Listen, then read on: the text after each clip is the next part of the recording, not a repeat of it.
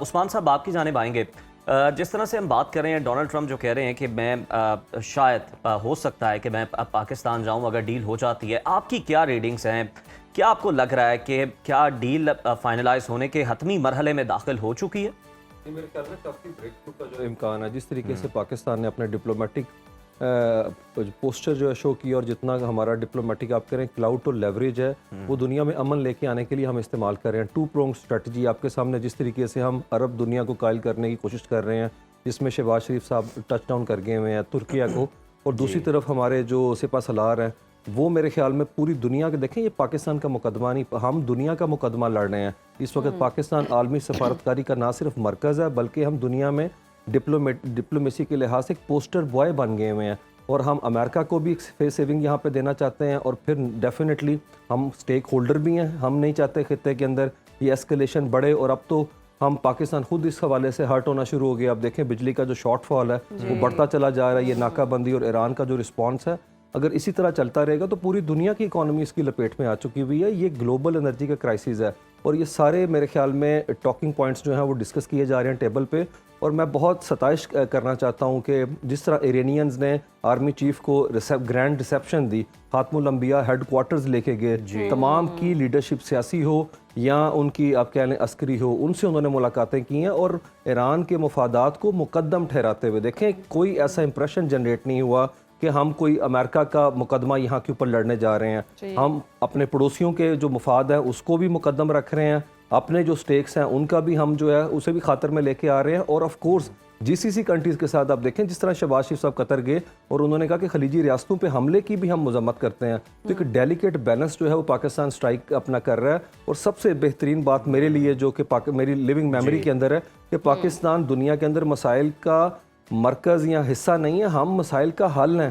آج دنیا جو ہے ہمیں اس لحاظ سے جو ہے پہچانتی ہے، we are in the top headlines for all right reasons, پوری دنیا کے اندر ہے۔ اور یہ وہ پاکستان ہے جو ابھی کچھ سال پہلے جسے جو شیپ کیا جاتا تھا ایک خاص تناظر میں، وہ پرسیپشن جو ہے ڈبنک ہو چکی ہوئی ہے۔ تو میں بہت اپنا دنیا کو بھی اس چیز کی مجھے لگتا ہے اب سمجھ آ گئی، اور جس طرح ہماری کاوشوں اور کردار کو سراہا جا رہا ہے عالمی فورمز کے اوپر، تو ہائیلی لائکلی ہے کہ اگلے ہفتے دنیا وہ خوشخبری امن کی نوید پاکستان کی سرزمین سے سنے گی، اور اس کے لیے ڈیفینیٹلی سیکیورٹی کے معاملات ہوتے ہیں ٹرمپ کے آنے سے پہلے، اور اس کی جو ہے ایک ریفلیکشن نظر آ رہی ہے کہ اسلام آباد میں ہیوی ٹریفک روک دی گئی ہے، ٹرانسپورٹ کے اڈے بند کر دیے گئے۔ مجھے لگتا ہے کہ چیزیں اسی طرف جا رہی ہیں جس طرف کی دنیا خواہش یعنی کہ کر رہی ہے۔ تیاریاں بالکل ایسی لگ رہی ہیں، اور سیکیورٹی کے بھی خاطر خواہ انتظامات کیے جائیں گے، اور کوئی خوشخبری بھی سننے کو مل سکتی ہے۔ عثمان صاحب، صدر ٹرمپ کی بات کریں تو انہوں نے لبنان اور اسرائیل کے درمیان جو 10 روزہ جنگ بندی ہے اس کا اعلان تو کر دیا ہے، لیکن اس سارے عمل میں اگر ہم دیکھیں تو حزب اللہ کا ذکر نہیں ہے۔ اس کی کیا وجہ آپ کو سمجھ آتی ہے؟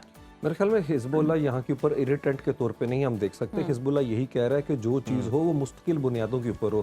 دیکھیں آپ ایک طرف جو ہے بات کرتے ہیں کہ 10 دن کا سیز فائر ہے، لیکن دوسری طرف کابینہ کا اجلاس ہوتا ہے تو وہ اس چیز کو آپ کہہ لیں کہ کھلے دل سے ایکسیپٹ کرنے کو تیار نہیں ہے، کیونکہ اسرائیل میں کل سے باتیں ہو رہی ہیں کہ ہم نے یہ سیز فائر کا اعلان کرنا تھا۔ ڈونلڈ ٹرمپ نے نی جرک ریئیکشن دے کے اعلان کر دیا، نیتن یاہو سے بات کرنے پہ آمادہ نہیں ہے جو پریزیڈنٹ اون ہے لیبنان کے، وہ کہتے ہیں یہ دونوں چیزیں ساتھ ساتھ نہیں چل سکتی۔ دیکھیں یہ ایران کا لیوریج ہے، یہ ان کی سکسیس ہے کہ انہوں نے کہا مذاکرات کے حوالے سے سیز فائر کو آپ کو لیبنان تک پھیلانا پڑے گا، ہم لیبنان کے بغیر جو ہے کسی طرح کا حل نہیں چاہتے، کیونکہ مسئلہ دیکھیں سارا انٹیگریٹڈ ہی ہے۔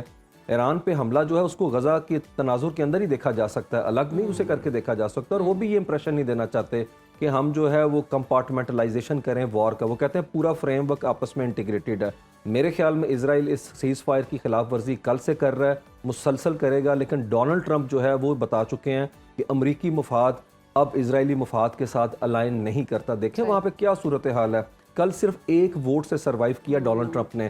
لوور ہاؤس کے اندر وار پاورز ایکٹ میں 214 اس کے ساتھ کھڑے تھے ٹرمپ کے، اور دوسری طرف 213 کھڑے تھے۔ میرے خیال میں یہ گیپ بتاتا ہے کہ وہاں پہ امریکہ میں اب کس حد تک جو ہے وار ان پاپولر ہو چکی ہوئی ہے، کہ وہاں کے جو ایوان ہے وہ اس کو قابل قبول تصور نہیں کرتے۔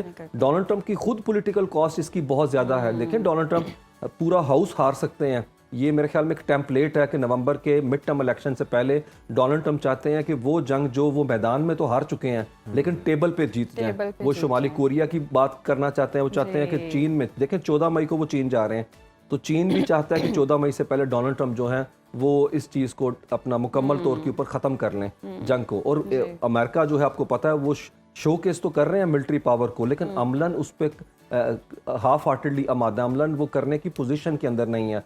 तो जैसे मैंने कहा कि डील जो है is very much with in the reach, इंशाल्लाह मेड इन पाकिस्तान होगी।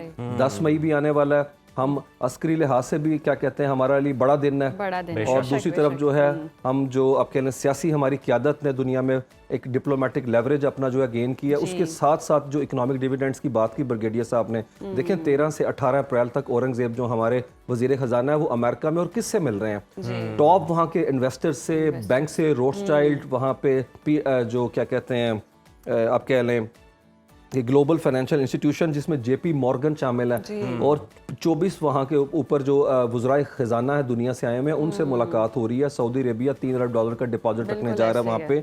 एशियन डेवलपमेंट बैंक जो है उसके हुकाम से मुलाकातें हैं, एशियन इंफ्रास्ट्रक्चर इन्वेस्टमेंट बैंक से मुलाकातें हैं। बल्कि मैं आपको बताऊँ वर्ल्ड बैंक एक वहाँ पे ग्लोबल कॉन्फ्रेंस कर रहा है, उसमें पाकिस्तान की केस स्टडी रखी जाएगी बेनज़ीर इनकम सपोर्ट प्रोग्राम की अफ्रीका और मिडल ईस्ट की कुव्वतों के आगे। तो मुझे लगता है हमारा इस्लाहाती एजेंडा उसे दुनिया में तस्लीम किया जा रहा है।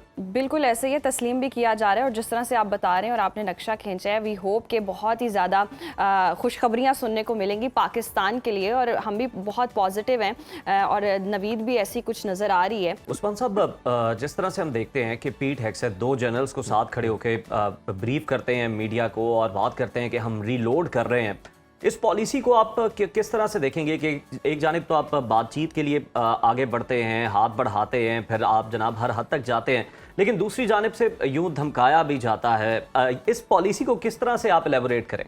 जी, डोनाल्ड ट्रंप के साए में मुज़ाकरात करने के हमेशा से हामी रहे हैं, और ये वही कोर्सिव लेवरेज है जो वो गेन करना चाहते हैं स्टेबल से, लेकिन ईरानियन किसी सूरत में मुतासर होते हुए नज़र नहीं आते। आप देखें पूरी जंग से मुतालिक इंटरनेशनल जो परसेप्शन है वो यही है कि ईरान का पलड़ा भारी है, वो ना एक्सिस ऑफ रेजिस्टेंस को तोड़ सके, और ईरान की जवाबी वार करने की सलाहियत तो अपनी जगह पे मौजूद है। अमेरिका कहता है मैंने नाकाबंदी पे नाकाबंदी कर दी, लेकिन अल जजीरा के इंडिपेंडेंट जो रिपोर्ट अभी आई है कल, वो बता रही है 13 जहाज गुजर के गए हैं, जिसमें से 6 ईरानी जहाज हैं। मुझे लगता है कि डोनाल्ड ट्रंप और ये पीट हेग्सेथ की जितनी गुफ्तगू है ये आउटर वर्ल्ड से ज़्यादा वहाँ की लोकल डोमेस्टिक ऑडियंस से मुतल्लिक है। देखिए उनकी मेगा बेस कह रही है आपने 7 हफ्ते में क्या किया है, मुज़ाकरात करने थे, उसी जगह पे खड़े होना था, तो वो तो पहले से बैठे हुए थे जनीवा में आपके साथ है। तो बड़ी मुश्किल सूरत हाल है, वो जस्टिफाई नहीं कर पा रहे। अमेरिका का जो ऑरा है, जो प्रेस्टीज है, वो हर्ट हुआ है, वो ह्यूमिलिएट हुए हैं। देखें आप 4 साल पहले 21 साल एक ऐसे मुल्क में थे जिनके पास कुछ भी नहीं था, मैं अफगानिस्तान की बात कर रहा हूँ, वहां से जिल्लत समेट के निकले, ठीक 4 साल बाद दोबारा वही मनाजर दुनिया देख रही है। तो अमेरिका की जो इनविंसिबिलिटी का आप कह लें कि एक ढकोसला खड़ा किया गया था, वो डन एंड डस्टेड नजर आ रहा है। तो मुझे लगता है ग्रेट ग्लोबल पावर जो होती है वो अपने वकार को बहाल रखती है, जो यहाँ पे नजर नहीं आ रहा दूर दूर तक है। इसीलिए डोनाल्ड ट्रंप मुकम्मल एफर्ट करके चाह रहे हैं दुनिया की टेंशन इस तरफ ले कि मैंने लेवरेज गेन किया मुज़ाकरात की टेबल से, लेकिन जो मैदान जंग है उसके अंदर सूरत हाल मैं और आप पिछले 7 हफ्ते से देख रहे हैं कि एक पायलट को निकालने की कीमत $49 करोड़, 155 तैयारे आपने भेजे हैं, और हम कैसे तस्वुर कर लें कि और आपका बहरी बेड़ा भी वहाँ पे कोई नहीं है। तो इरानियन ने इस वॉर को सरवाइव किया, यही उनका मकसद था, और दुनिया में परसेप्शन और इम्प्रेशन डेवलप किया कि हमने इंडिजिनस ग्राउंड के ऊपर बने अपने मिसाइलों के थ्रू ना सिर्फ दुनिया की ग्लोबल सुपर पावर को यहाँ पे नाको चने चबवाए, बल्कि जो रीजनल हेजमन था वो देख लें कि अब लेबनान तक महदूद होकर रह गया।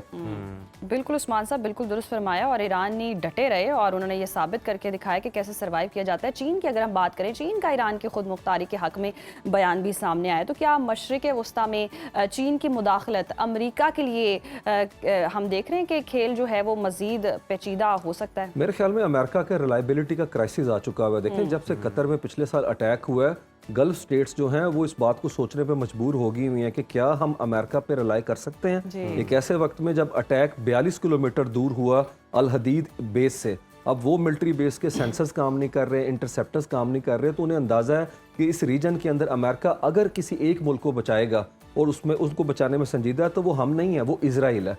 देखिए 13 मिलिट्री उनकी आउटपोस्ट थी, लेकिन कोई गल्फ स्टेट को बचा नहीं सकी है। और जिस तरीके से उनके सारे गोदाम, सारा असला जो है, वेपन, वो सप्लाई किया जा रहा है मुसलसल अनइंटरप्टेड इसराइल को, तो ये इम्प्रेशन ने जो है जड़ पकड़ ली है कि अमेरिका के अलावा डाइवर्सिफाई करना चाहिए अपनी चॉइसेस को। इसीलिए तो पाकिस्तानी जहाज़ पहुंच के वहाँ पे किंग अब्दुल अजीज़ एयरबेस है। तो मुझे लगता है वेस्ट एशिया के अंदर चीन का मैं रोल बड़ा बढ़ता हुआ देख रहा हूँ। देखिए चीन दुनिया में आज भी किस तरीके से डिविडेंड गेन कर रहा है, मिलिटरीली नहीं कर रहा, नो डाउट वो भी उनके पास है, वो कर रहे हैं इकोनॉमिक ग्राउंड पे। 152 कंट्री में BRI का लग गए। आप चेक करें 152 कंट्री ग्लोबल जो कंट्रीज हैं, जिसमें 22 कंट्रीज वेस्टर्न हेमिस्फीयर पे आते हैं जो अमेरिका के करीब हैं, वो तक BRI प्रोजेक्ट का पार्ट है। और अमेरिका की 750 मिलिट्री बेसिस दुनिया में इसीलिए 80 मुल्कों ने अपने मुल्क में बना के रखी कि ये सिक्योरिटी के नेट प्रोवाइडर हैं, लेकिन यहाँ पे नेट सिक्योरिटी प्रोवाइडर के तौर पे वो नज़र नहीं आ रहे। तो मुझे लगता है अमेरिका को अपनी मिलिट्री बेसिस को ताला लगाना पड़ेगा दुनिया के अंदर। नो डाउट इतना आसान तो नहीं है कि वो यहाँ से निकलना चाहें। देखें मैं आपको एक छोटी सी बात बताता हूँ कि जो बाइडन की 1986 में बड़ी फेमस स्पीच है, अगर खित्ते में इजराइल ना होता तो अमेरिका उसे क्रिएट करता। ये इतना इंपॉर्टेंट है उनके लिए। ये जो बाइडन के अल्फाज हैं, डोनाल्ड ट्रंप के नहीं हैं।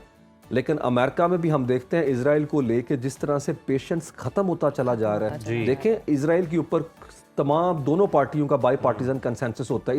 ये ऐसा मुद्दा है जिसके ऊपर कोई बहस नहीं। लेकिन अमेरिका में जिस जगह पे पोलराइजेशन आ चुकी हुई है, वहाँ की यूथ इस चीज़ के खिलाफ है कि हम अपने टैक्स पेयर के पैसे से इस जंग के अंदर अपना मुस्तकबिल नहीं झोंकेंगे।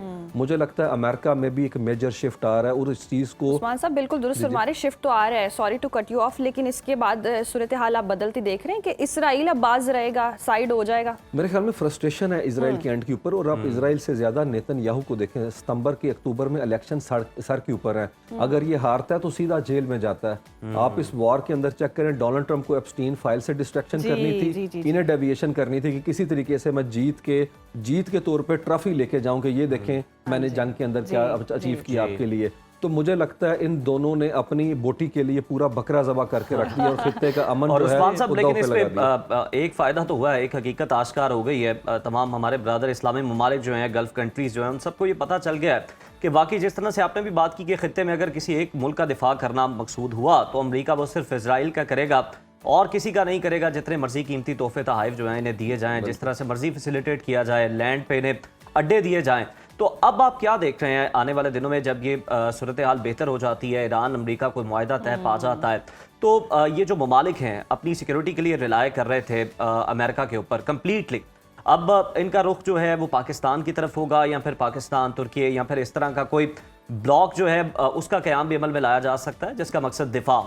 जी डेफिनेटली मेरे ख्याल में पोस्ट वॉर सिनेरियो में पाकिस्तान का रोल जो है वो मैं कलीदी तस्वुर कर रहा हूँ। और ये चीज़ नज़र आ रही है, रिफ्लेक्शन नज़र आ रहे हैं इस चीज़ के कि Qatar, Pakistan, Türkiye, Saudi Arabia और मिस्र भी हाईली लाइकली है। और ये ताकत देखें, मिस्र, तुर्की, पाकिस्तान पूरी मुस्लिम वर्ल्ड की ताकतवर जो आर्मीज़ हैं उसको होल्ड करते हैं। तो मेरे ख्याल में जो मिडल ईस्ट के कंट्रीज़ हैं वो ना सिर्फ अमेरिका के रवैये को देख रहे हैं कि जो उन्होंने नहीं बचाया उन्हें, दूसरी तरफ वो ईरान के हाथों उनकी जिल्लत को भी देख रहे हैं। तो मेरा नहीं ख्याल कि वो लॉन्गर टर्म के ऊपर उन पर रिलाई करना चाहेंगे। बल्कि देखें अब तो चाइना ने पिछले साल सितंबर में अपना मिलिट्री मसल फ्लेक्स करके जिस तरह उन्होंने अपनी मिलिट्री परेड की, उन्होंने बताया दुनिया में कि हम भी खरीदारी का एक मरकज़ हैं, आप हमारे वेपन पे भी रिलाई कर सकते हैं। और 10 मई में पाकिस्तान ने एक आप कह लें कि टेस्ट करके दिखाए कि जो यूरोप का असला है, जिस तरीके से वेपन है उनका, राफेल तैयारों को हमने गिराया। तो मुझे लगता है एक पोटेंशियल मार्केट के साथ साथ एक रिलायबल जो है आप कह लें प्लेयर के तौर पे चाइनीज सामने आया।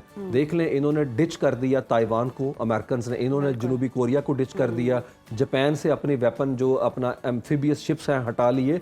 तो ये सारी वो टेम्पलेट है जो मिडल ईस्ट देख रहा है।